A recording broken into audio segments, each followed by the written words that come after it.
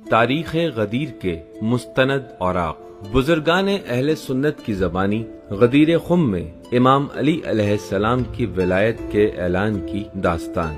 ابن اسیر جزری پیامبر اکرم حجت الوداع سے واپسی پر جوفا پہنچے۔ تقریباً 1,00,000 سے زائد لوگوں کے ہمراہ یہ وہ جگہ تھی جسے خم کہا جاتا تھا۔ وہاں سے مختلف راستے نکل رہے تھے اور مدینہ، مصر اور شام کے قافلے وہاں سے الگ الگ ہو جایا کرتے تھے۔ سعد ابن ابی وقاص پیامبر اکرم نے انتظار کیا تاکہ وہ لوگ جو پیچھے رہ گئے تھے وہ مقام خم تک پہنچ جائیں۔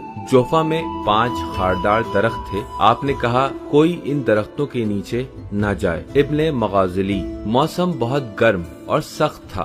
لوگوں نے اپنی چادروں کو سروں پر اور پاؤں کے نیچے رکھا ہوا تھا تاکہ گرمی کی شدت سے محفوظ رہ سکیں۔ ابن حجر عسقلانی پیامبر اکرم نے کہا کہ درختوں کے نیچے اور ارد گرد کو صاف کیا جائے اور اس جگہ کو نماز کے لیے تیار کیا جائے، اور جو ہی اذان کہی گئی پیامبر اکرم درختوں کے نیچے چلے گئے اور وہاں نماز ادا کی۔ جیسے ہی نماز تمام ہوئی آپ ایک بلند مقام کی طرف گئے جو پالان شتر سے تیار کیا گیا تھا۔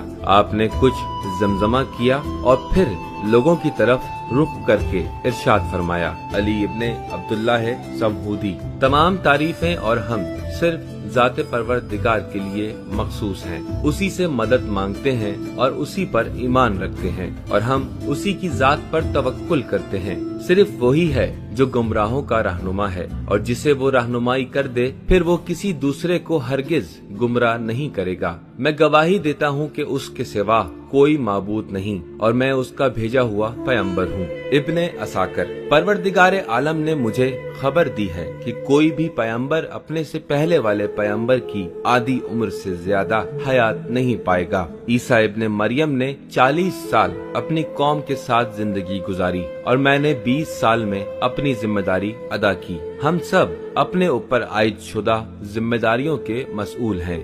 ابن ماجہ لوگوں نے کہا کہ ہم گواہی دیتے ہیں کہ آپ نے رسالت کا ابلاغ کیا اور ہماری ہدایت اور اپنی رسالت کو ذمہ داری کے ساتھ انجام دیا۔ اللہ تعالیٰ آپ کو اس کا اجر و ثواب عطا فرمائے۔ ابن عبداللہ پیغمبر اکرم نے فرمایا، تو پھر جان لو کہ میں تم سب سے پہلے اس دنیا سے چلا جاؤں گا اور تم سب حوض کے کنارے میرے پاس پہنچ جاؤ گے۔ ابو عیسیٰ ترمذی جب حوض کے کنارے پہنچو گے تو میں تم سے 2 باارزش اور نہایت قیمتی چیزوں کے بارے میں سوال کروں گا، لہٰذا احتیاط کرنا اور خیال رکھنا کہ میرے بعد ان 2 چیزوں کے ساتھ کیسے پیش آتے ہو، اللہ کی کتاب اور میرے اہل بیت، کہ یہ دونوں ایک دوسرے کا لازم و ملزوم ہے۔ ابن عقدہ اگر ان دونوں سے اپنا تعلق قائم رکھو گے تو کبھی بھی گمراہ نہیں ہو پاؤ گے، اور یہ دونوں یعنی قرآن اور میرے اہل بیت کبھی بھی ایک دوسرے سے جدا نہیں ہوں گے یہاں تک کہ حوض کے کنارے مجھ سے آ ملیں گے۔ طبرانی پھر رسول اکرم نے حضرت علی کے ہاتھ کو کلائی کی جگہ سے پکڑا اور آسمان کی طرف بلند کیا۔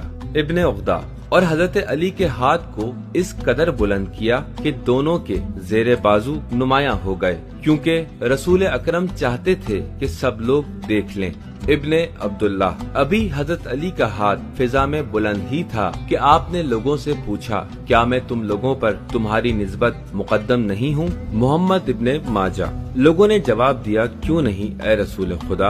پیغمبر اکرم نے یہی سوال کئی مرتبہ پوچھا اور اصحاب پیغمبر نے بھی یہی جواب کہ بے شک آپ ہم سب سے عظیم المرتبت اور ہماری جانوں پر ہم سے زیادہ حقدار ہیں جواب دیا۔ احمد ابن حنبل پھر پیغمبر اکرم نے جیسا کہ حضرت علی کا ہاتھ ان کے ہاتھ میں تھا بلند کیا اور فرمایا، جس کا میں مولا ہوں یہ علی بھی اس کا مولا ہے۔ کتاب تاریخ خلفاء علی ان سب کا ولی اور ذمہ دار ہے جن کا میں مولا اور ذمہ دار ہوں، اور وہ یعنی علی ہر مومن مرد اور عورت کا مولا ہے، ہر مرد و عورت کا۔ کتاب فرائض الصمتین اے اللہ اس کی مدد فرما اور اس کے ذریعے مسلمانوں کی مدد فرما۔ اے اللہ اس کو اپنی رحمت واسعہ کا حقدار قرار دے۔ مغیرۃ ابن شعبہ، ابو عبداللہ ثقفی، وہ سب جو یہاں موجود ہیں ان سب کو جو یہاں موجود نہیں ہیں یہ خبر پہنچا دیں۔ ابراہیم ابن محمد ابن معید ہمونی، نبی مکرم کا کلام ختم ہوا اور لوگ ابھی وہیں پر جمع تھے کہ قرآن کی آیت نازل ہوئی، الیوم اکملت لکم دینکم واتممت علیکم نعمتی۔ خطیب بغدادی، پیغمبر اکرم نے فرمایا اللہ اکبر ہو دین کے کامل ہونے اور نعمت کے مکمل ہونے اور میری رسالت اور علی کی ولایت پر، اللہ کی خوشنودی کے حاصل ہونے پر۔ سید محمود آلوسی، لوگوں نے جوگ در جوگ حضرت علی کو مبارکباد دینا شروع کر دی۔ حضرت عمر ابن خطاب نے حضرت علی سے کہا تمہیں مبارک ہو اے علی ابن ابی طالب کہ تم نے آج جیسے دن کو درک کیا کہ تم اب ہر مومن کے ولی اور سرپرست ہو۔